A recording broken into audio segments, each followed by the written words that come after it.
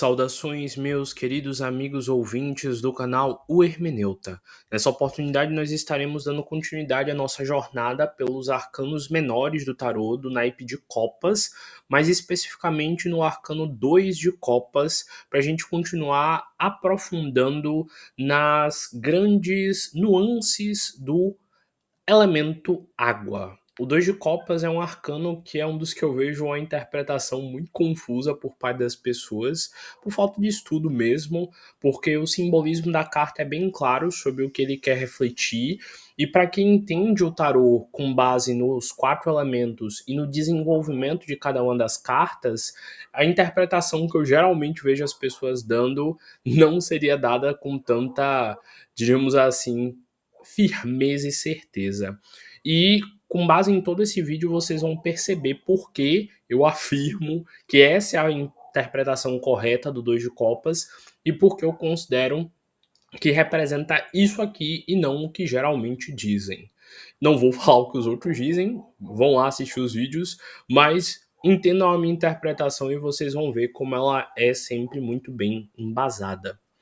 Primeiro de tudo, o Dois de Copas é um arcano que fala sim sobre união, ele fala sim sobre conexão entre duas pessoas, mas não é uma conexão realmente madura. É uma conexão ainda inicial, onde duas pessoas estão aprendendo sobre o sentir e sobre o desejo sobre o outro. E esse é um dos pontos que eu mais vou defender aqui durante toda a interpretação. Porque geralmente a interpretação que as pessoas dão, falando logo, porque vocês vão ficar curiosos me perguntando mesmo, é de que o Dois de Copas representa uma paixão, um encontro de almas. Já vi gente dizendo que o Dois de Copas representa que as duas pessoas são chamas gêmeas, que são almas gêmeas, que elas são mesmas, destinadas a ficarem juntas. E aí eu vejo um monte de gente tolerando o relacionamento horrível, apegado a uma pessoa que não vale nada porque alguém interpretou o Dois de Copas dizendo que representava almas gêmeas.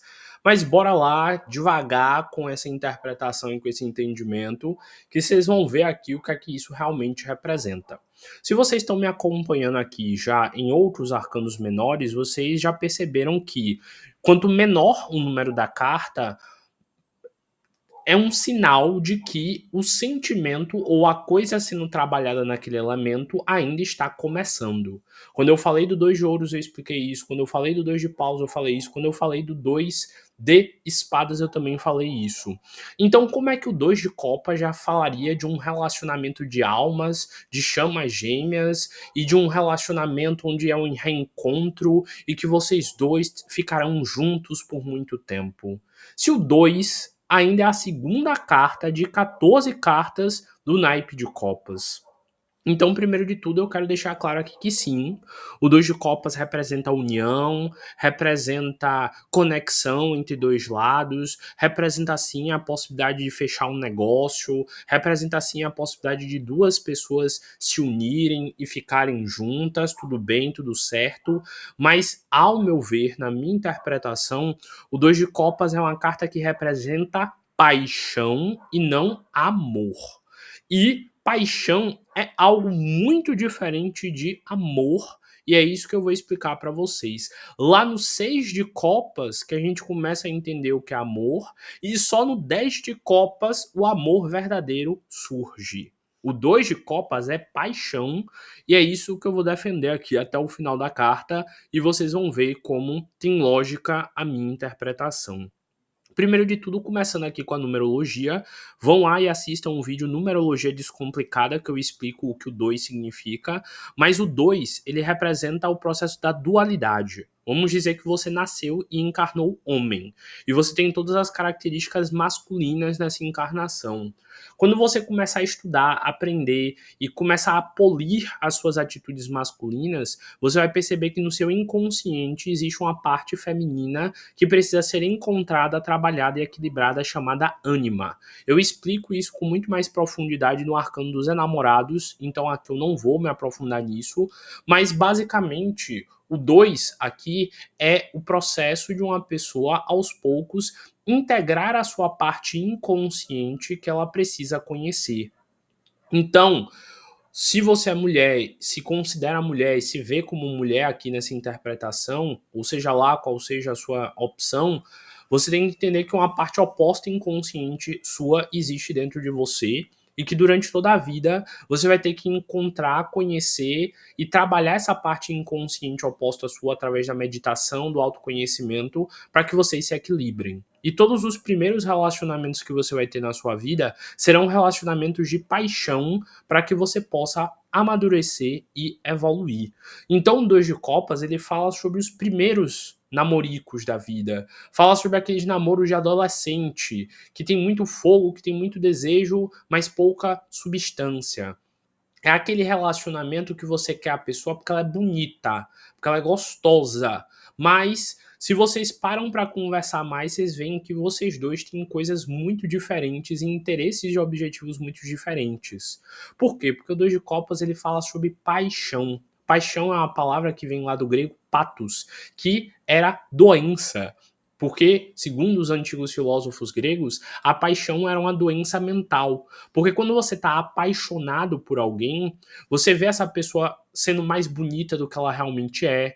Às vezes a mulher tá com um cara que tá fedendo, ela vai achar ele cheiroso e não vai ligar. Às vezes os dentes dele é tudo feio, tudo podre, mas na mente dela ele é lindo. Às vezes o cara é um cafajeste que maltrata ela o tempo inteiro.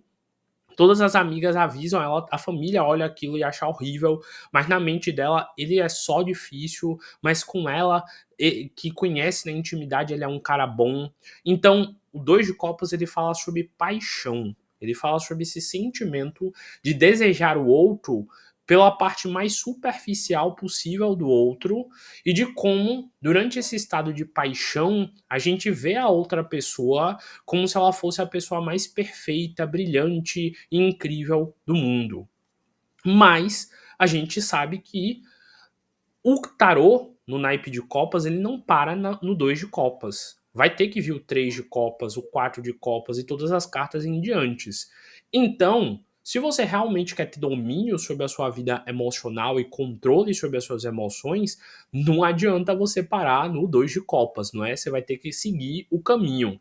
Então, o 2 de copas é aquele namoro de adolescente, que é cheio de fogo, cheio de intensidade, é aquele primeiro relacionamento de quando você era jovem, quando você era novo e você achava que aquela pessoa era o amor da sua vida. É aquele primeiro relacionamento que quando você termina você chora, você fica triste, você não quer comer, você não quer viver, porque você sente que nunca mais você vai amar de novo na vida.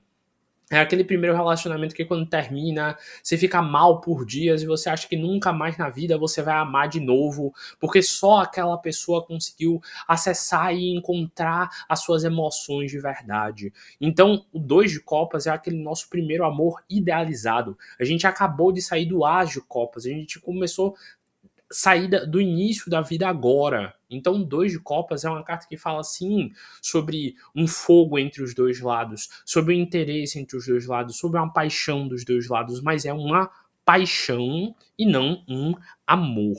O 2 então, representa essa dualidade aí.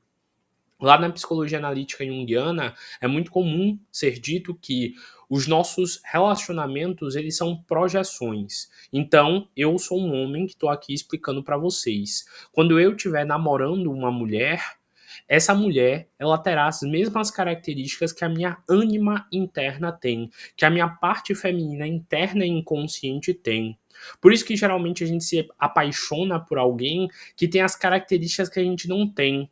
Geralmente, a pessoa que a gente se apaixona, ela é um espelho das coisas que faltam na gente, que a gente não sente que tem na gente e que a gente precisa daquela pessoa do lado pra gente se validar. Porque a gente sempre quer alguém mais bonito, para mostrar a todo mundo o quanto aquela pessoa bonita é uma conquista que a gente conseguiu para mostrar ela como para todo mundo como um troféu. Não tem aquele conceito de esposa troféu, de homem troféu?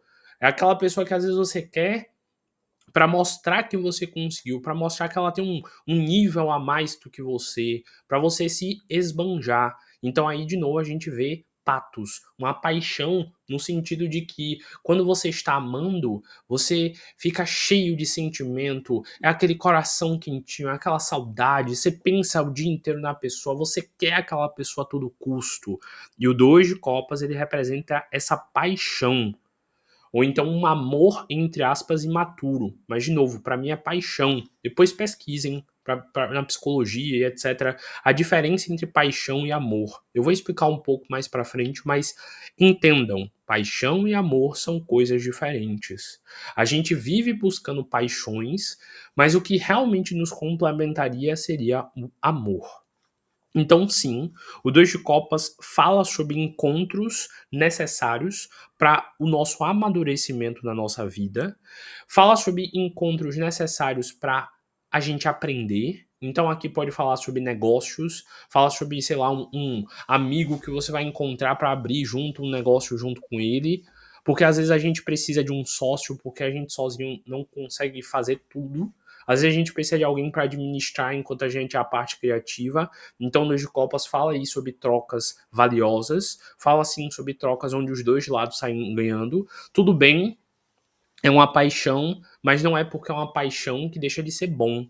Afinal, os dois lados gostam, os dois lados sentem, os dois lados querem ficar um junto do outro. Então, de novo, não é porque eu tô falando aqui que o Dois de Copas é paixão e tô colocando a paixão num nível menor do que o amor, que eu tô tirando o valor da paixão, que eu tô tirando o valor daquele primeiro namorico. A gente precisa ter o primeiro namoro, o segundo namoro, pra gente ir amadurecendo emocionalmente, pra gente aprender se a gente é ciumento e aprender a controlar esse ciúme, pra gente aprender a escolher a pessoa que vai estar do nosso lado, pra gente aprender a ver que tipo de pessoa a gente funciona bem e que tipo de pessoa a gente não funciona de jeito nenhum. Então as paixões são necessárias, são parte do processo de amadurecimento emocional. Lá, naquela novela Caminho das Índias, eu lembro de um trecho que me tocou muito, que era um trecho onde falava como era a visão deles sobre amor. Eles diziam que nós, ocidentais, temos uma visão do amor como paixão. Nós vemos e achamos que estar amando alguém é sentir um borbulhar dentro da gente. Nós começamos os nossos relacionamentos como uma panela cheia de água quente borbulhando e fervilhando. E a gente deixa o fogo ser apenas o nosso desejo físico e a nossa atração pela superficialidade de que a gente idealizou que aquela pessoa tem que ser. E segundo eles lá, eles começam o relacionamento deles como uma panela fria. E que durante o ato de um conhecer o outro, durante o casamento já consumado, que um aprende a esquentar o fogo do outro para a água começar a ferver. E aí eles explicam que por isso que aqui os nossos relacionamentos dão tão errado, porque todos os nossos relacionamentos começam com a água fervendo e na convivência a gente vai vendo quem é aquela pessoa e a água esfria. E lá eles dizem que o casamento, por ser escolhido pelo pai, pela mãe, pela família, acaba que com o tempo ferve e a água esquenta. Eu não estou dizendo nem romantizando o casamento arranjado, nem estou dizendo que é melhor alguém escolher de fora pra gente, apesar de que às vezes a gente escolhe tão mal as pessoas que a gente se relaciona que seria até melhor deixar alguém de fora escolher pra gente.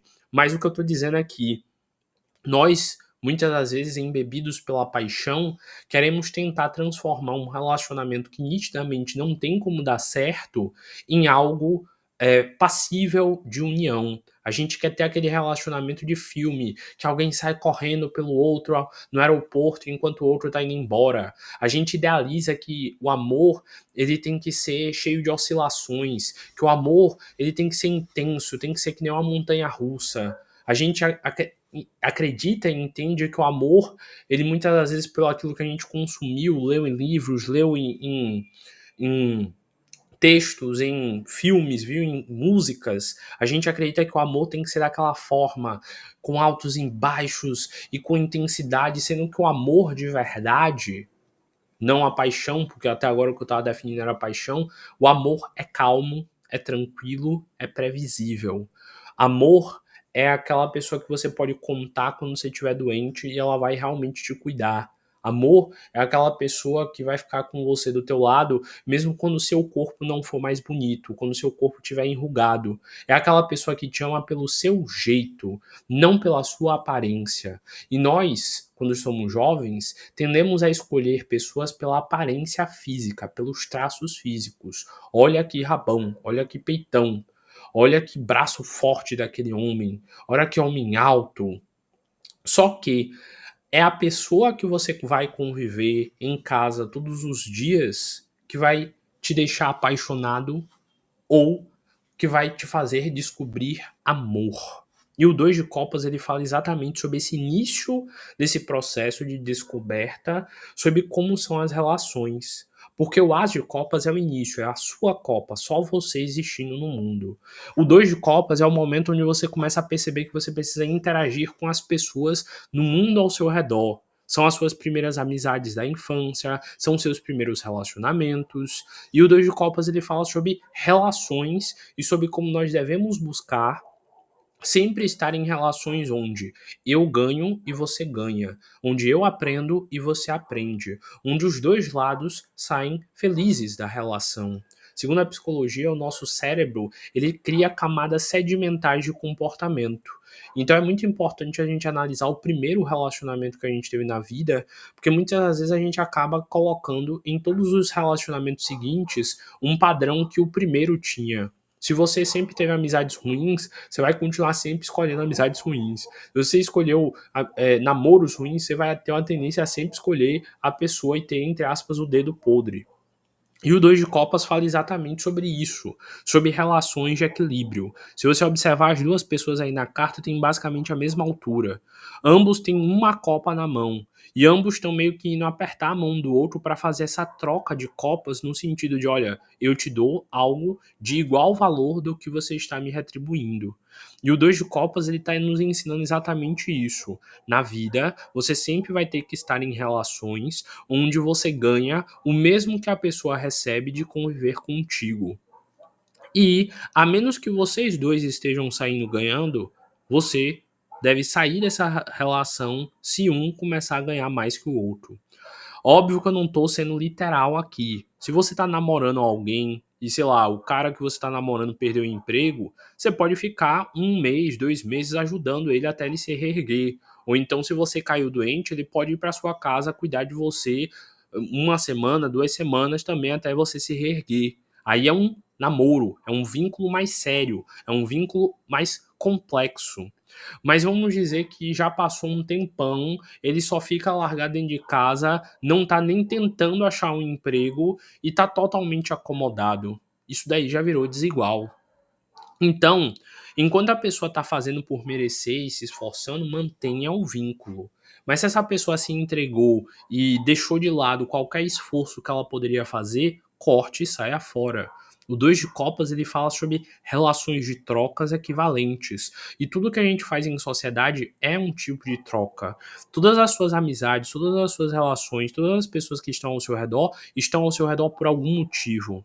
Possa ser porque você seja uma amiga engraçada, mas ela tá lá pela sua graça. Possa ser porque você é uma pessoa que deixa o rolê legal, mas você tá lá por um motivo, porque você deixa a pessoa se sentir feliz no rolê. Se você fosse a pessoa que pesa o clima, ninguém ia querer andar com você.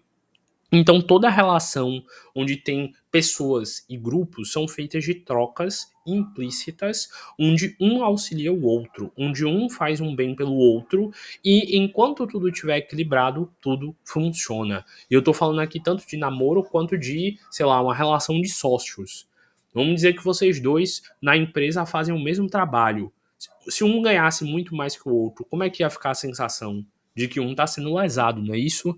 Então, Dois de Copas ele vem nos ensinar sobre isso, sobre as relações humanas, sobre como devemos utilizar das relações humanas de uma forma onde todos os envolvidos saiam ganhando e sobre como nós devemos escolher os contratos de namoro e de relacionamento que devemos levar para nossa vida. Se você quer se você é uma pessoa que gosta de relacionamento sério, não tem como você namorar um cara que curte farra e sair toda noite. Ambos têm que escolher as mesmas coisas. Se você é de esquerda e outro é de direita, não vai funcionar. Tem que ser ambos do mesmo lado.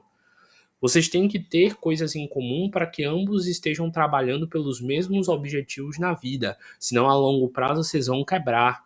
A paixão, ela não dura. Paixão fica durante um tempo, aquele calorzinho, aquele desejo, mas ela acaba. Amor continua, porque ele se transforma e se renova.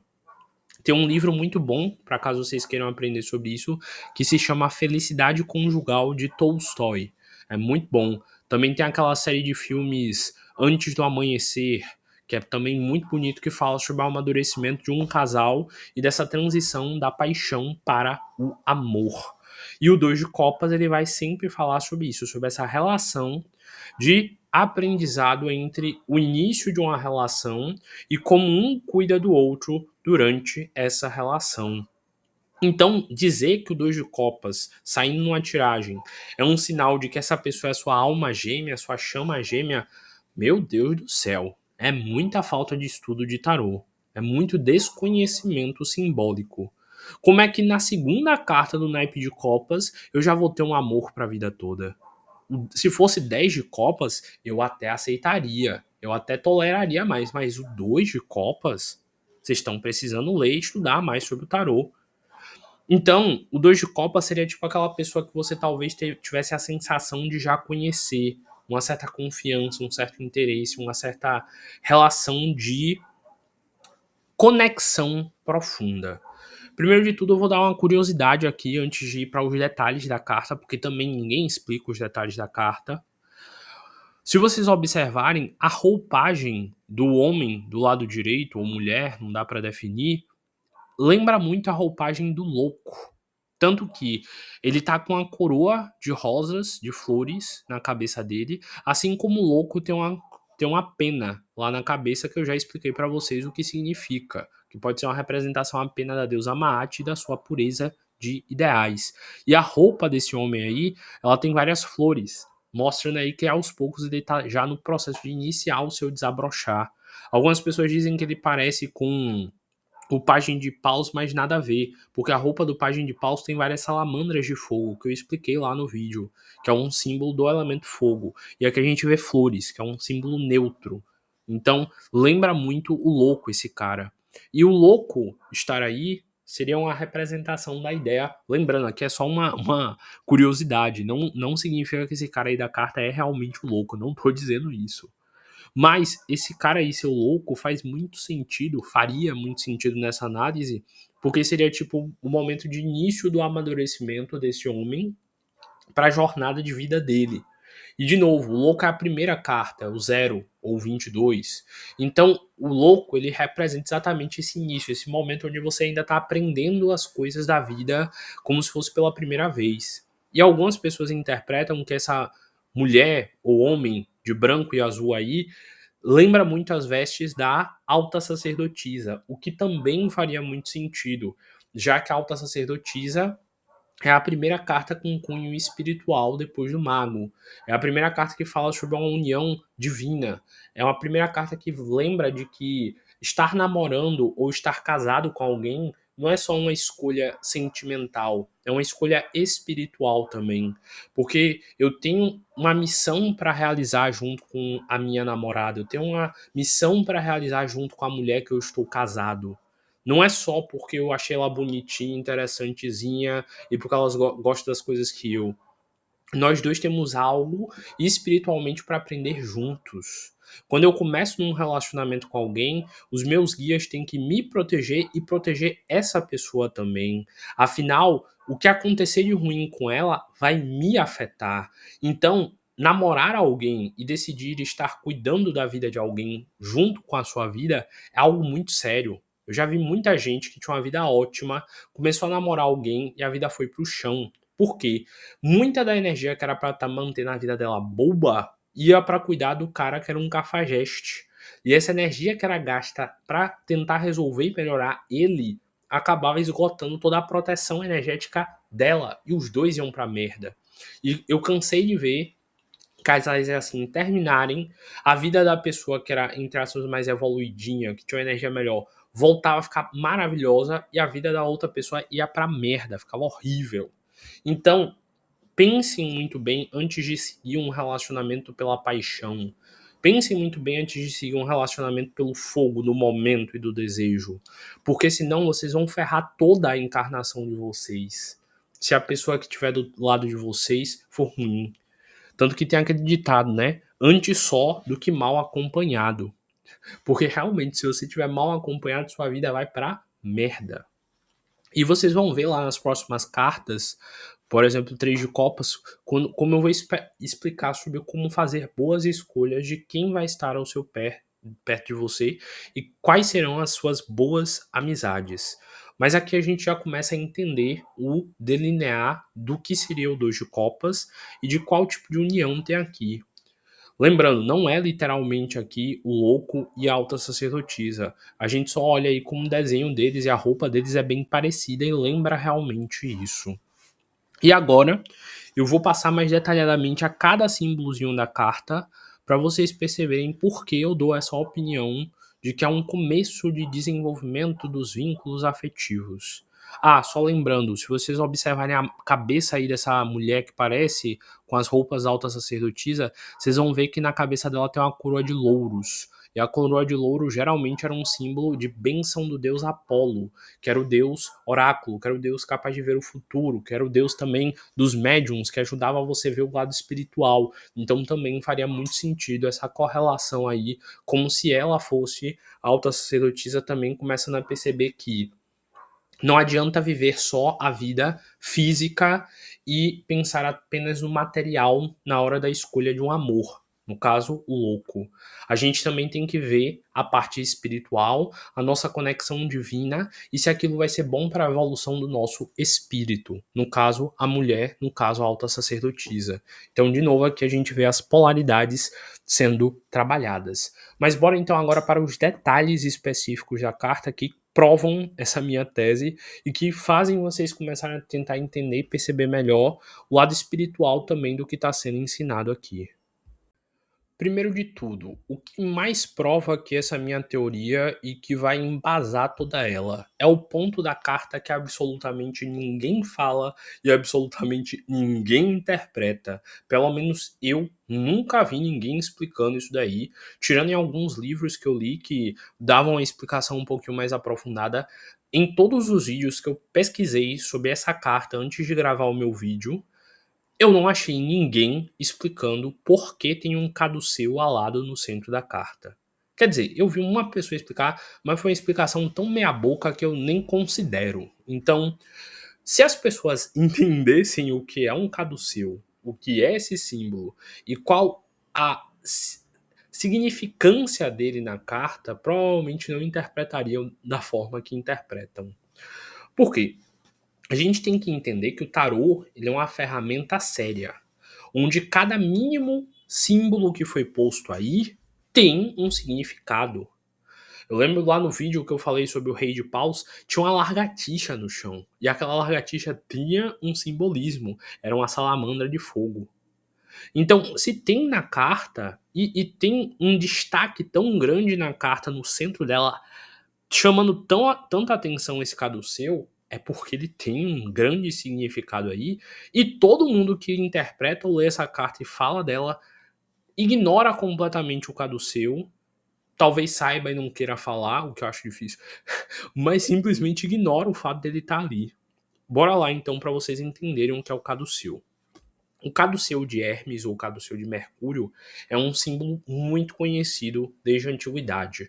Muita gente confunde o caduceu de Hermes com o bastão de Asclépio, que é aquele símbolo da medicina, que é um bastão só com uma cobra enrolada, que ali é o bastão de Asclépio, que é o símbolo da medicina. Tem também aquela cobra ao redor de uma taça, que é o símbolo lá de farmácia ou de enfermagem, enfim. Mas o caduceu de Hermes, ou o caduceu de Mercúrio, é um símbolo muito antigo que representa o processo de união do nosso espírito, de união dos nossos conhecimentos e o processo de nos autoconhecer. Então, o símbolo do caduceu, ele é um símbolo que fala sobre um momento onde alguém está começando a se iniciar nos mistérios do autoconhecimento.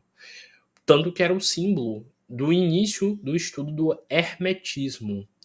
Lá no mito de Hermes, conta que uma vez Hermes roubou parte do rebanho de Apolo. E Hermes era considerado um deus dos ladrões, um deus da mentira não, da enganação, da lábia e da conversa leve. E na época, Hermes tentou mentir dizendo que não, que ele não tinha roubado não as ovelhas de Apolo. E conta um mito exatamente isso, que Apolo percebeu que Hermes estava mentindo porque ele tinha um bastão que ele utilizava para poder forçar as pessoas a falarem a verdade para ele. Já que ele era o deus do sol, ele iluminava tudo e a mentira, ou a enganação, ou medo, enfim, era a obscuridade. Era quando a gente não conseguia enxergar uma parte da gente. Tanto que Jung, lá na psicologia analítica, chama a nossa sombra, as partes da nossa mente que a gente não consegue perceber e entender. E conta a história que Apolo ficou irado com Hermes por ter roubado e ainda mentido para ele e que ele obrigou que houvesse algum tipo de punição para Hermes. A mãe de Hermes, Gaia, tentou interferir na situação, dizendo que ele era só uma criança, que ele não tinha consciência do que estava fazendo, mas deu uma briga danada, acabou que Zeus veio e interferiu na situação e brigou com Hermes, porque Zeus estava em todos os cantos, em todas as partes e sabia tudo. Então, sim, ele tinha a certeza de que realmente foi Hermes que roubou e ainda achou provas, como o fato de ter as tripas de uma dessas ovelhas, se eu não me engano, numa lira que Hermes tinha feito com o casco de uma tartaruga.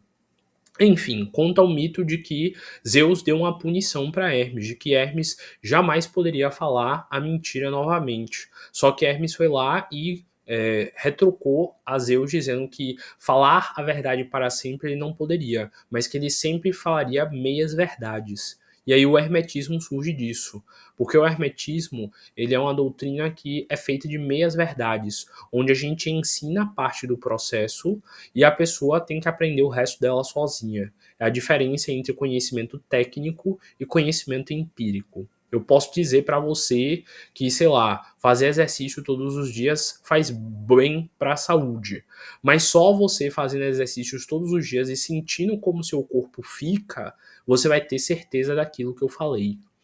Então, o hermetismo é uma doutrina de meias verdades. Eu falo metade da verdade, faça isso, e você só vai ter realmente o conhecimento daquilo que eu ensinei se você fizer a outra parte, que é colocar em prática empiricamente. Então, Hermes é o pai do hermetismo por isso, porque os ensinamentos herméticos fazem com que você entenda todos os segredos do universo na teoria. Mas você realmente só vai possuir aquele conhecimento quando você viver fisicamente e empiricamente aquilo que foi lhe ensinado e você transformar o conhecimento em sabedoria, porque tem diferença. Conhecimento é você conhecer. Eu posso lhe passar agora a receita de um bolo e você vai conhecer como é que se faz um bolo. Mas a sabedoria só vem do fato de você ter realmente feito o bolo no forno e visto como é o processo com você, no seu forno, com a sua panela, com os seus elementos. Então a diferença de sabedoria para conhecimento é isso. Sabedoria você tem a prática e você sabe como adaptar para a sua realidade. Conhecimento é a parte teórica. E conta a história de que Hermes aceitou essa ordem de Zeus e a partir daquele dia ele passou sempre a falar meias verdades. Só que ele acabou conversando com Apolo, os dois viraram amigos e Apolo começou a se tornar um grande mestre de Hermes. E conta a história de que nessa amizade é, Apolo ficou apaixonado pela lira que o Hermes tinha feito, que era o casco de uma tartaruga, que representa a sabedoria, afinal é um animal que vive muitos anos, com as tripas lá daquela ovelha, que ele fez as cordas lá e tudo mais. Tanto que é dessa história que dizem que surgiu o mito de que Apolo é o deus da música, porque ele pegou essa lira que ele ganhou de presente de Hermes e transformou em uma lira. Tirou o casco da tartaruga e transformou no nevel, que é aquele instrumento que é de onde vem o nome dos salmos. Salmo originalmente significa nevel, porque o salmo ele é um cântico, ele tem que ser entoado, poemado. Enfim, conta a história que eles fizeram um acordo. Hermes deu de presente para Apolo essa lira e ele transformou em lira e ele se tornou o maior cantor do mundo, o patrono da música e tudo mais. E, como presente, Apolo deu a Hermes o seu bastão, que eu tinha dito antes, que era um bastão que ao apontar para alguém, essa pessoa era obrigada a falar a verdade, e era um bastão que também mostrava partes e revelações sobre o futuro, profecias sobre o futuro. E Hermes utilizou isso vastamente para ele saber para onde ir e para que as pessoas sempre dissessem a verdade para ele, para que ele soubesse escolher os caminhos certos onde nada de ruim acontecesse a ele. Então, esse bastão no centro do caduceu de Hermes é o bastão de Apolo. Então, bora lá que eu estou explicando todo o caduceu para vocês saberem por que ele está nessa carta. E quando esse bastão passou a ser posse de Hermes, duas serpentes surgiram desse bastão e se entrelaçaram. Em algumas versões, essa serpente ela dá 3 voltas e meia. E na meia última volta, as serpentes ficam se olhando uma na frente da outra. Em outras versões do bastão de Hermes, as serpentes dão 7 voltas e meia, o que já tem outro significado. Mas bora começar pelo começo. Quando tem 3 voltas e meia, significa o quê? Quando tem 3 voltas e meia, representa a trindade de como os gregos antigos, os romanos, enfim, interpretavam os céus e a relação dos humanos com os céus, através do nous, da psique e de soma. Nous era a influência que eles acreditavam que os deuses tinham sobre nós humanos e a nossa parte divina também em contato com esses tais deuses. Então esse anel maior, antes das cobras encontrarem o rosto, seria o nous. Embaixo desse círculo menorzinho seria a psique, que é a sua mente e a forma com que você pensa as coisas.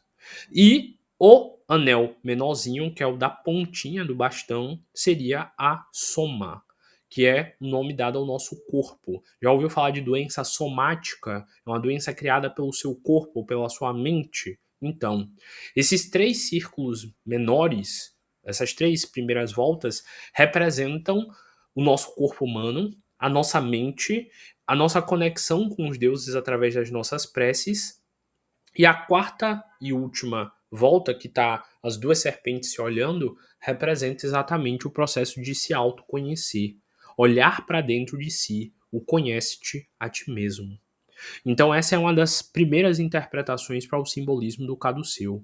A outra interpretação é que o primeiro laço seria o reino mineral, o segundo laço seria o reino vegetal, o terceiro laço seria o reino animal, o quarto laço, onde as duas serpentes se encontram, seria o reino hominal e essas duas serpentes se olhando seria o início do reino angélico, que é o reino onde a gente começa a desenvolver, conhecer e entender os nossos poderes espirituais, para que um dia a gente alcance o reino dos deuses. Isso já é uma interpretação mais tardia, ligada ao hermetismo e à teosofia, blá blá blá blá blá.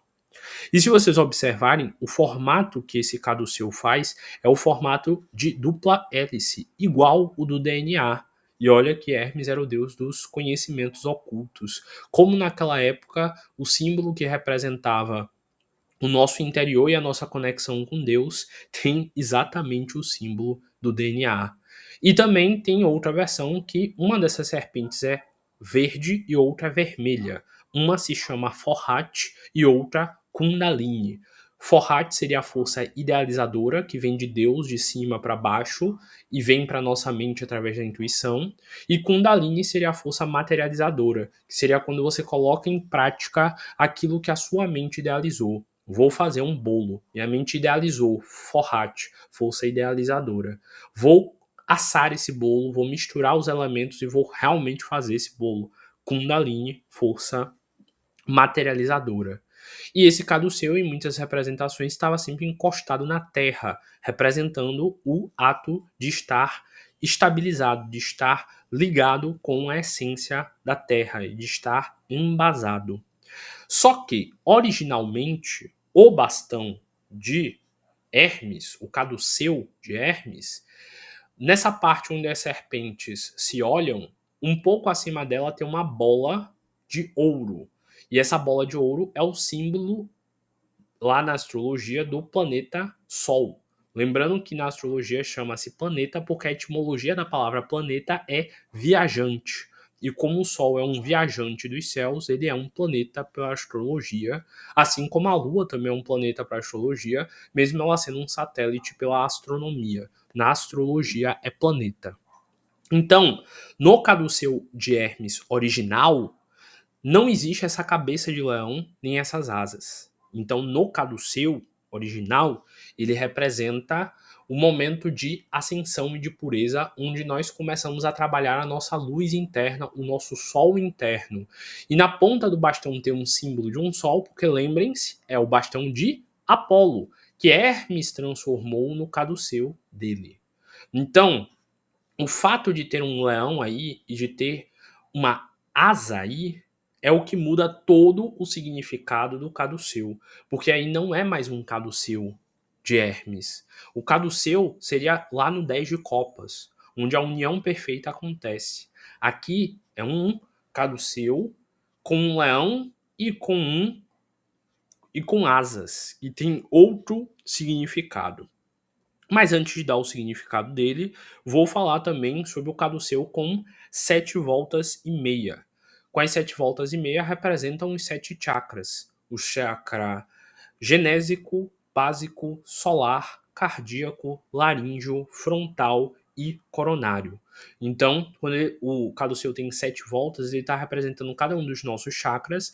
E a última volta, que é a oitava volta, que ela é meia com a serpente se olhando, seria o desenvolvimento do oitavo chakra, que seria aquele halo, aquela bolinha de luz que fica em cima da cabeça dos santos, que é aquele momento onde você já se tornou uma figura angélica, diríamos assim. Então também tem caduceus que tem 8 voltas. Tanto que aquela escala musical Dó, Ré, Mi, Fá, Sol, Lá, Si, Dó vem disso. As 7 notas e a oitava é o Dó que se repete. Enfim. Por que eu expliquei tudo isso? Para a gente entender que essa mudança aqui para um leão alado tem um significado diferente. E qual é esse significado diferente? Duas coisas. Quer dizer, uma coisa primeiro. Geralmente as pessoas sempre falam, inclusive eu já falei em alguns vídeos, que sempre que aparece uma figura alada no tarô, com asas, representa evolução espiritual e representa a conexão com o divino. Isso é verdade. Mas aqui, essa figura estar alada significa que, através dessa paixão entre os dois, através dessa conexão e dessa vivência com os dois vão sair mais maduros, mais inteligentes e mais evoluídos. Então, sim, é uma paixão, mas é uma paixão que os dois saem aprendendo. Afinal, você saiu aprendendo muito do seu primeiro namorico sobre quais limites colocar, o que aceitar, o que não aceitar, o que gostar, o que não gostar e por aí vai. Mas a gente não pode deixar aqui de perceber que no tarô, sempre que aparece um rosto, ele representa o ego humano, a vaidade humana. E aqui é um leão que ele tá com uma feição de tipo, meio que raiva, meio que de desejo, meio que de eu quero. Então esse leão aqui, ele tá representando o nosso ego. Esse leão aí, nesse caso seu, ele representa a nossa vaidade, o nosso desejo.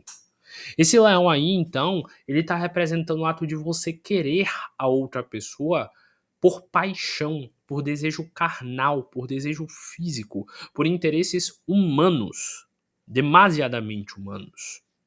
Tanto que em muitos livros antigos, o leão, ele é associado tanto ao signo de leão no sentido de, qual é o nome? De orgulho, de vaidade, tanto que a gente vê lá no Arcano do Mundo um leão alado, mas ali é um leão alado realmente evoluído, porque lá ele tá com um livro, que é a Torá, o livro da lei, mas aqui a gente tá vendo um leão vermelho, um leão que ainda está aprendendo a domar o seu orgulho e a sua vaidade. Tanto que em muitas referências antigas o leão era também mimetizado com o dragão, e tem relações antigas de que o dragão era um símbolo de atraso. No caso, os 4 elementos na polaridade negativa. E também tinham colorações diferentes para os dragões, que dependendo da cor que ele tivesse pintado, tipo verde, tipo amarelo, ele representava um pecado diferente, ou um erro diferente. Então esse dragão aí, quer dizer, esse leão aí, ele representa algo, entre aspas, negativo. Tanto que muitas das vezes o dragão era associada a Vênus, a estrela da manhã, num sentido negativo, no sentido luciférico, num sentido de tipo atraso. Então aí é uma paixão que tipo é por vaidade, é por desejo, é um processo que vai ajudar na evolução desses dois seres aí, mas vai ajudar eles através do autoconhecimento dessa paixão, sabe? Desse conhecimento interno. É no sentido de vencer esse leão aí e de transformar esse leão aí não num orgulho, não num sentimento de paixão mundano, mas sim um sentimento nobre, o que vai acontecer lá no 6 de copas, para depois no 10 de copas a gente chegar ao amor verdadeiro, é o que vai decorrer daqui em diante. Então esse caduceu aí com o leão, dá a ideia de que esse casal vai aprender junto, de que eles têm realmente sentimento um pelo outro, mas é um sentimento ainda imaturo, necessário para que os dois possam amadurecer e se desenvolver. Às vezes você precisa passar por um relacionamento tóxico para você aprender a ter amor próprio. Às vezes você precisa namorar uma pessoa muito ciumenta para você aprender a escolher melhor quais relacionamentos você vai ter. Às vezes você precisa namorar com uma pessoa que é dependente emocional para você aprender a criar mais a sua autoestima. Então, esse leão aí, ele de certa forma é negativo. Ou então, tem livros também que eu já vi interpretação dizendo que esse leão é maravilhoso, que ele representa a evolução espiritual, que ele representa a conexão com as nuvens, com Deus, com o universo, e etc, etc. Mas por que eu tenho essa interpretação mais de que ele seria negativo e de que ele representaria o nosso ego e a nossa vaidade? Porque, de novo, é um 2 de copas. A gente ainda vai ter que aprender no 3, no 4, no 5, no 6, no 7, no 8, no 9, no 10 de copas o que é amor de verdade. Não tem como no 2 de copas já ser aqui pureza espiritual. Parem para lembrar.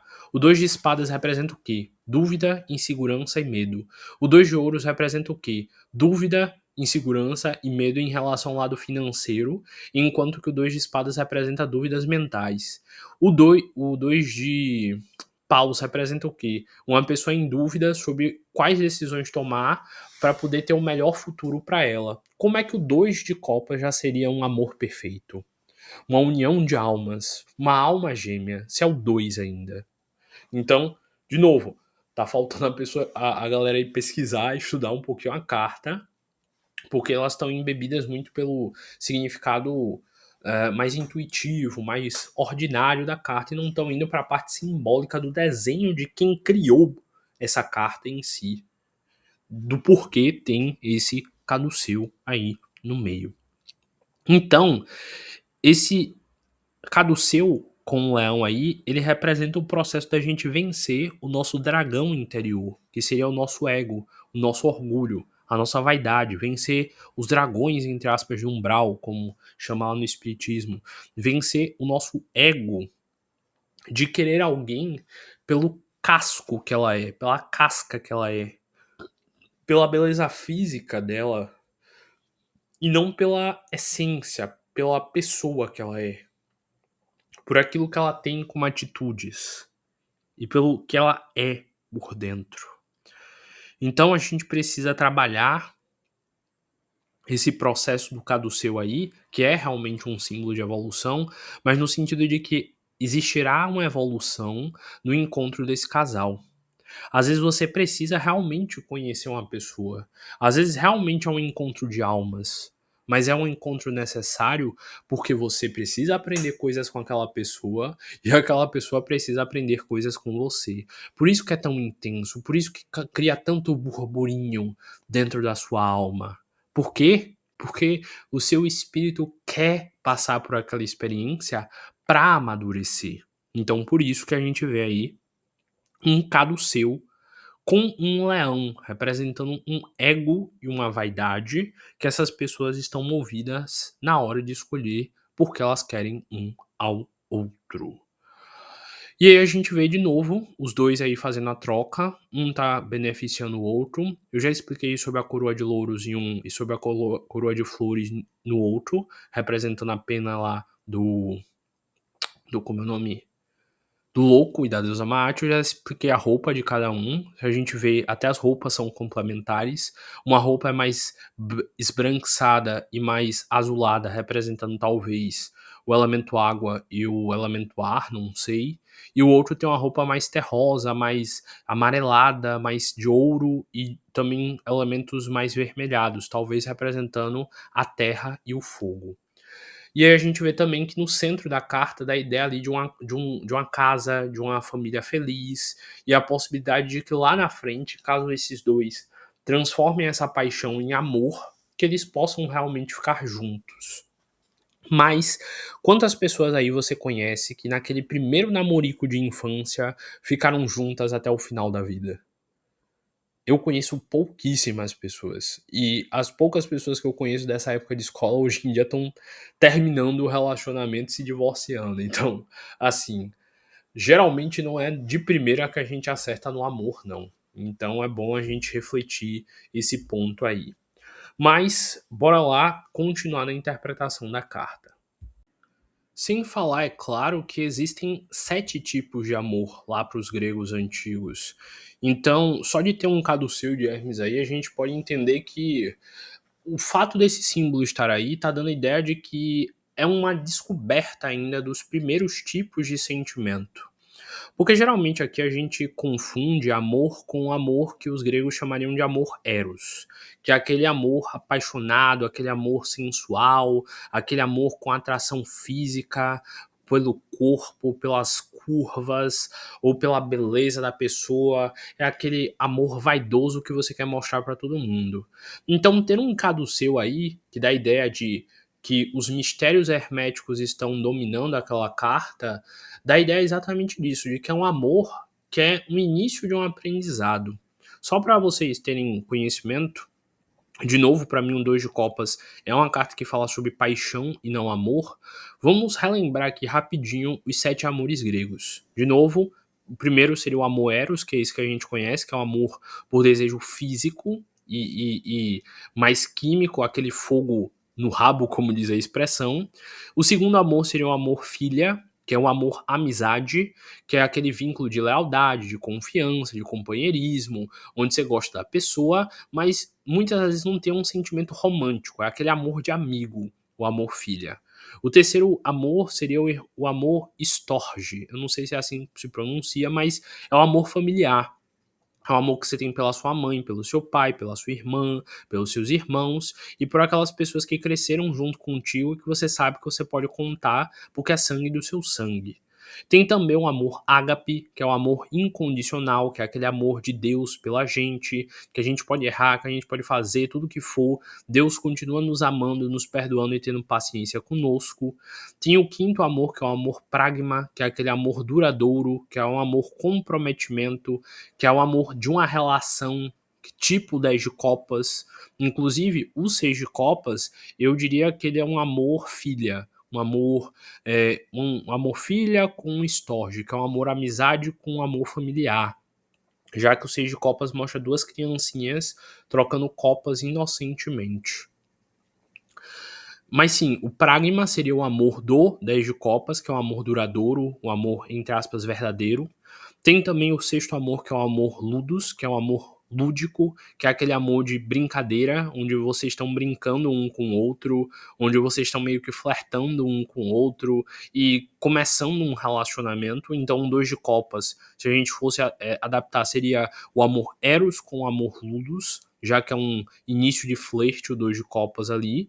E por último, tem um sétimo tipo de amor, que é o mais importante de todos, que deveria ser o principal amor, que é o amor philautia. Não sei de novo se pronuncia assim, que meu grego está enferrujado. Quando eu fui lá a Deus naquela época, faz muito tempo, não lembro muito bem. O amor philautia É o amor próprio, é a autoestima, é quando você ama a você mesmo. É aquele dia que você lava o cabelo e você cuida da sua pele, é aquele dia que você vai e faz um exercício, que você faz uma comidinha equilibrada, bem nutrida, que você dorme bem, que você passa o dia se amando. Esse é o amor mais importante, que é o Philautia. Então a gente vê aí que tem 7 tipos de amor. Será que na segunda carta do naipe de copas o amor verdadeiro já teria sido encontrado? Meu Deus, de novo, vocês estão amando demais, viu? Vocês estão muito iludidos com amor. A gente ainda vai descobrir o que é amor de verdade lá com a rainha e o rei de copas, imagine. O 10 de copas já vai nos dar o início do que seria o amor verdadeiro, só com a rainha e o rei vai se complementar, então, de novo, por isso que eu não fico aí muito muito nessa história de que faria sentido isso daí. Só uma última curiosidade sobre o bastão de Hermes, o caduceu de Hermes. Lembremos-nos, o bastão que está no centro é o bastão de Apolo. E tem 2 serpentes ao redor desse bastão. Lembrem que Apolo é muito famoso na mitologia grega porque ele venceu a grande serpente Python. E a serpente, em muitas mitologias, tinha um simbolismo de uma enganadora ou do conhecimento que pode nos corromper, porque o mesmo conhecimento que a gente pode usar para o bem, a gente pode usar para o mal. Então, ter 2 serpentes se enrolando num bastão que representa o Deus Sol e 2 serpentes, símbolos que ele meio que matou, também de novo representa de que a gente tem que estar o tempo inteiro matando conhecimentos falsos para que o conhecimento verdadeiro possa se desabrochar no meio disso tudo. Então, de novo, para mim, esse leão aí, ele representa paixão, ele representa desejo carnal, desejo físico, ele representa ego e o desejo de querer alguém só pela vaidade de querer essa pessoa. Não vejo aí como o amor verdadeiro, a alma gêmea, como todo mundo interpreta. E de novo, não é porque é patos, não é porque é paixão que tira o valor. Ambos estão, sim, aprendendo um com o outro. São trocas onde os dois vão sair aprendendo. E para finalizar, vou trazer aqui mais uma curiosidade para vocês, porque Chiquinho é cultura. Vocês sabem de onde surgiu o costume de brindar e por que esses dois aí estão brindando nessa carta? O costume de brindar, ele veio lá no período onde as pessoas começaram a fazer acordos. Vamos dizer que eu chamava você na minha casa, você é meu inimigo, e eu chamei você pra gente fazer finalmente uma trégua e acabar a briga. Eu fiz o casamento, sei lá, do meu filho com a sua filha. Era muito comum fazer um brinde, no sentido de que nós dois iríamos beber uma bebida juntos para dizer simbolicamente que a partir daquele momento você era bem-vindo à minha casa, você era bem-vindo a comer na minha mesa e também beber da minha bebida. Então o brinde originalmente começou com isso aí. Só que o que aconteceu? As pessoas, na hora que iam beber, inicialmente a fazer um acordo, cada um bebia no seu copo, às vezes um distante do outro, e começou a ter o costume de um envenenar a taça do outro. Pensa aí, seu inimigo de 20 anos, 15 anos, na sua frente, e ele vai beber uma bebida que você está dando. Você com anos e anos de raiva. Muitas vezes as pessoas usavam desse artifício de dizer que ia fazer uma trégua para matar de uma vez por todas o inimigo. Então era muito comum envenenar a taça do outro e deixar a sua taça límpida com a bebida sem veneno. Então o costume de brindar surgiu disso. Quando duas pessoas brindam, elas antigamente batiam a taça com muita força uma na do outro. E nessa de bater as taças um no outro com força, parte da bebida de um caía na bebida do outro. E essa era uma forma de dizer: olha, eu realmente estou sendo sincero aqui. Pode cair líquido da minha taça e da sua taça na minha, que eu não me importo se a sua taça não está com veneno, porque senão eu não beberia da minha após cair líquido da sua na minha. Então, o brinde que hoje todo mundo faz feliz, alegre, rindo, originalmente era para testar se você não tinha sido envenenado pela outra pessoa. Então, eles faziam esse brinde e ainda deixavam um pouco da bebida cair no chão, porque também era uma forma deles dizerem: olha, parte dessa bebida aqui vai para os deuses, o deus do vinho, o deus da bebida e os deuses em geral. E caso eu não honre o meu compromisso, eu quero que os deuses amaldiçoem a mim, minha família e as minhas gerações por não ter sido honesto aqui nesse acordo que eu estou selando.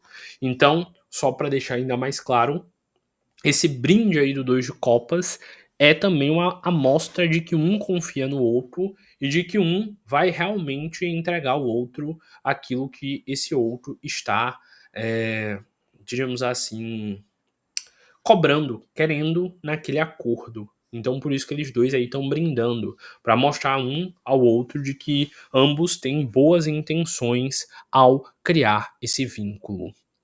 Então, é isso. Acho que ficou claro, mais claro que isso não tem como. Entendam que o Dois de Copas ele fala mais sobre paixão. Quando sair na sua tiragem com alguém, você pode dizer pra pessoa: olha, realmente vocês vão ter um vínculo, vocês vão ficar juntos, mas tá mais pra paixão do que amor. Porque amor de verdade é 10 de copas, amor de verdade seria mais um 6 de copas, 2 ainda é paixão. Então, não se esqueçam disso. De resto, acompanhem as próximas cartas, o 3 de copas, o 4 de copas, e vocês vão ver como faz todo sentido essa explicação que eu estou dando aqui no 2. Afinal, o naipe de copas, da primeira até a última carta, fala sobre o amadurecimento emocional de alguém. Então, nas próximas cartas, nós vamos ver como lidar com os intempéries emocionais da vida e amadurecer com eles. Sendo assim, não se esqueçam, aqueles que estudam de verdade, aprendem de verdade, se aprofundam de verdade, acessam conhecimentos muito mais profundos. Como eu disse no início dessa explicação, o deus Hermes ele foi amaldiçoado com as meias verdades. Não adianta nada você dizer que sabe tarô se você não estudou o tarô a fundo para você saber além do que a maioria sabe. Não adianta você ter uma meia verdade. Você tem que conhecer a verdade por completo. Eu jamais aceitaria jogar tarô se eu não soubesse os mínimos detalhes da carta que eu tô jogando. Se um cliente meu, no meio da tiragem, me perguntar: Francisco, por que tem um caduceu no meio? Por que tem um leão no meio dessa carta? Eu sei que eu sei responder e que eu não vou ficar gaguejando. Eu vou saber interpretar a carta de verdade, enquanto outras pessoas não vão saber. Então, não adianta nada eu ter meio conhecimento. Ah, o Dois de Copas fala sobre união. Eu tenho de saber por que fala sobre união, que tipo de união, que nível de vínculo. Senão eu sou só mais um no mundo. Senão eu não sou iniciado. Eu sou um neófito que acho que sei aquilo que sei. De novo, eu não tô criticando quem não sabe todos os símbolos. Ninguém é obrigado a nada, mas pra mim, que gosto de ir até o fim nas coisas, que gosto de levar as coisas a sério, não existe meio termo. Pra mim, se eu for fazer só 8, não vale. Eu tenho de fazer 80, eu tenho de saber tudo pra que eu tenha autoridade naquilo que eu tô dizendo. Mas vai de vocês, de cada um interpretar e escolher quem é que vocês querem ser atendidos. Eu prefiro o médico que tem especialização e sabe até o último detalhe do que aquele que tem uma formação mais simples e só sabe o básico. De novo, esse é o meu jeito. Eu sou crítico, eu sou perfeccionista mesmo. Eu gosto de entregar um nível maior, mas isso é o que me faz ter muitas percepções e muitos conhecimentos que a maioria não acessa. Não tô falando isso com vaidade, não. Tô falando isso com esmero mesmo. Eu estudei, eu li, eu pesquisei, eu fui a fundo. Eu não só olhei o símbolo e deixei lá, eu quis entender por que ele tá ali.